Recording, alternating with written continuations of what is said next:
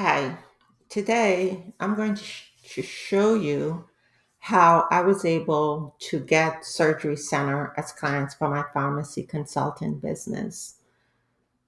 My name is Lorraine Charles Hostin, and I am a consultant pharmacist in the state of Florida.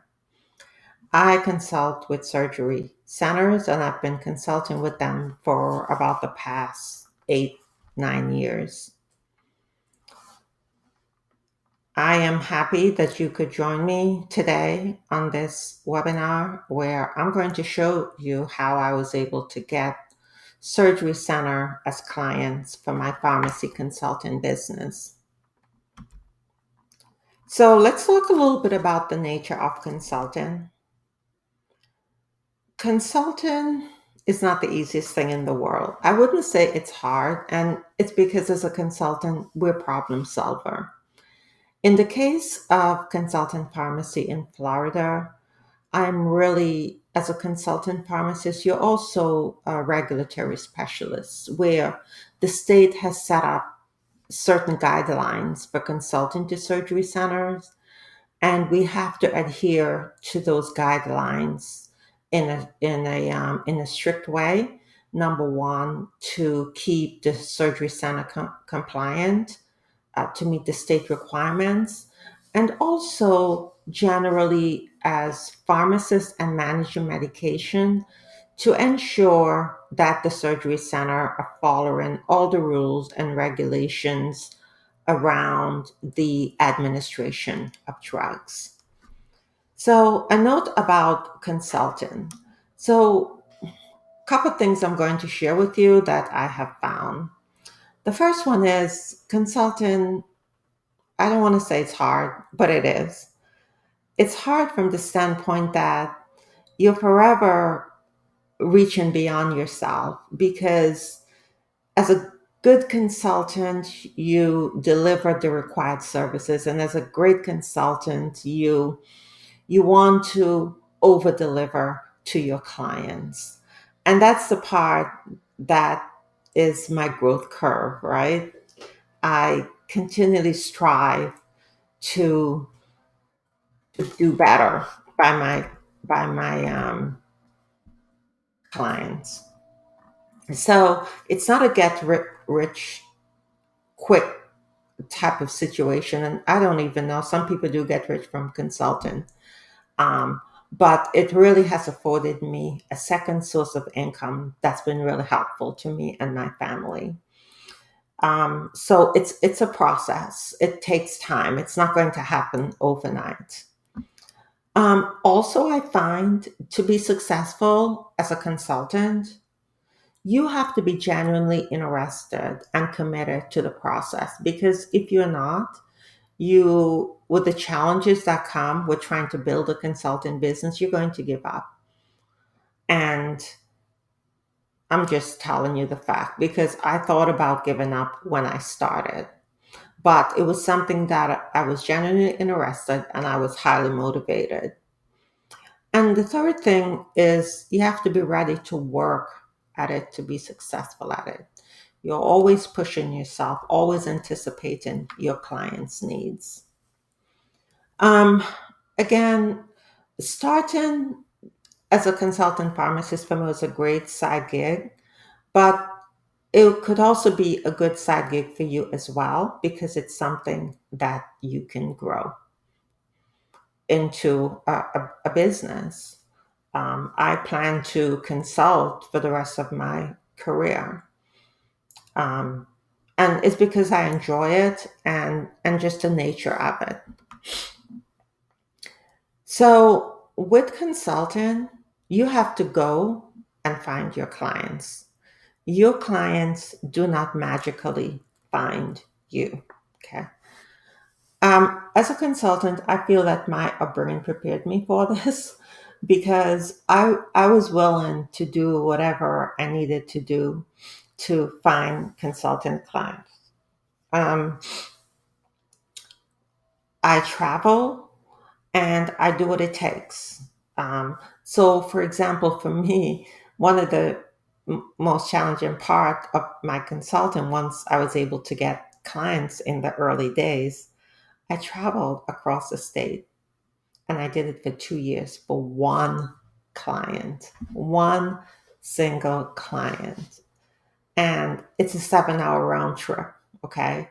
So it would be one whole day. But in about 3 years, I was able, from that one client, to almost make 10 times in that same day because I was able to add more clients and more services. So, again, it's a funny thing. You have to be committed to your consultant and then you go with it. Um, so, I grew up and the philosophy around work was you do what it takes. So keep in mind, you may start out not making as much as you would like, but if you stick to it, you will realize your true value and you will rise to what you you'll rise to what fits you.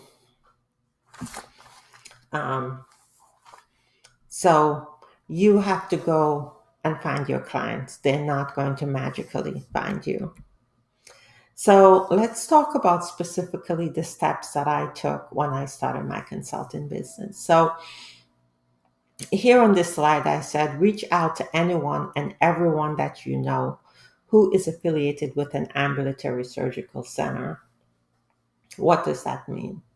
Well, um, once you have made a commitment that you want to start a pharmacy consulting business, you should reach out to anyone and everyone that you know who might need your services. So, do you have friends that work in surgery centers? Do you know a surgeon that's a part of a surgery center? Do you know any surgery center that you have used? So, you reach out to them. Other friends who may be doing consulting work in a different industry, you could ask them, hey, do you ever come across anyone who would be looking for a consultant pharmacist for surgery center? um, and just to get the word out that you are consulting with surgery centers, and if anyone knows of a surgery center that may be losing their consultant pharmacist through retirement, or this consultant pharmacist could be relocating, that they would like to, that they're interested in being their consultant pharmacist. I mean, things do happen. When I started out, I met with a prospective client and I gave her a proposal and she accepted the proposal.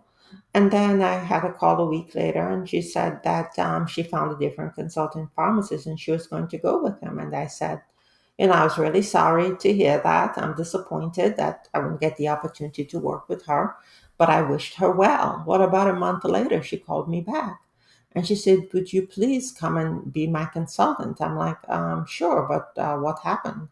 And apparently that um, consultant pharmacist that she had passed away. And as sad as it is, situations change. So even if you get rejected for a consultant pharmacy position, it's only that time, but things could change in another month and another year.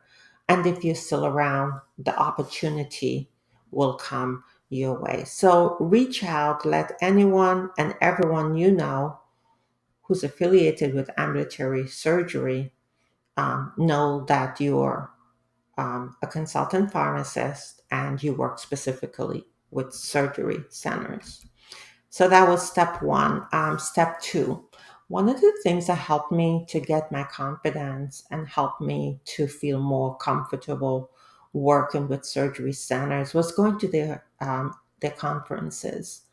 And I was able to meet a lot of administrators, and they worked in surgery centers. And it was really cool to just be there, interacting, having one on one conversation, sharing a drink with them, getting out, them just being more outgoing, more friendly. And you could have a conversation versus, not um, knowing them at all.